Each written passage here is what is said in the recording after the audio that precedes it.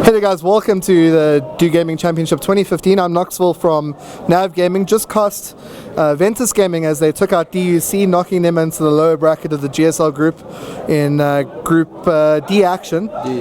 And you guys had a great game in the end, at least on the scorecard, but it didn't seem as easy as I think you guys would have liked. No, it started off iffy. We went aggressive against them. We know that they don't like to play a late game orientated game, even though they did draft Tinker. So I planned to go aggressive against them. It didn't work out as well as we wanted to, but we pulled it off in the end. Yes, pretty much MVP for Death Cookie, I think, in that game. Got out of control as a mid-Ember Spirit, despite a very hard laning stage. Did you at any stage consider sacrificing the aggro tri-lane, leaving Pacifist out there, or maybe moving McFly into the off lane and then helping him out, getting some stacks? He had a hard time in mid lane, but he managed to recover. Did you at any stage think about changing your strategy, or were you committed to the aggro? Yeah, so what it comes down to when you're playing against DGC, I mean, we play against them a lot. We know each other and they know us. Their plan is to get the lane 1 against Death Cookie. Anyone that knows our team knows that Death Cookie is an important player in our roster. So we give Death Cookie a hero he's comfortable with, he can win mid, and if I can force their supports to stay with their core, that means they can't go and help Death Cookie, beat Death Cookie. Basically that was the plan. And so we had wards in their jungle. We had a ward up for Ricardo, so we could see that he's going to be protected.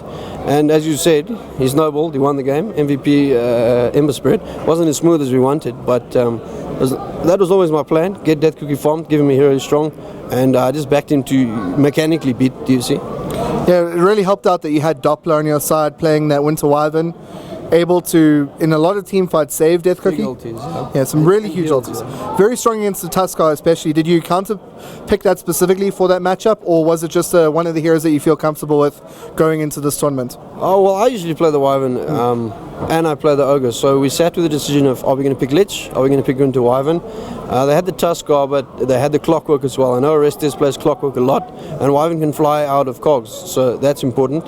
And then obviously, if you've got a Wyvern, you can't ball in as 2 or 3, because there's always running that risk of tanking a Wyvern ulti. So the Wyvern was a kind of a counter pick. It was never going to be anything else other than Wyvern or Lich, but the Wyvern worked out. I mean, you saw the effect it had on the BKBs. The fact that it goes through the BKB wearer was probably clutch in those games against the Clinks. So your next game is Bravado Emotion, kind of the titans of South African DotA, yeah. But they are seeded 4th in Group D.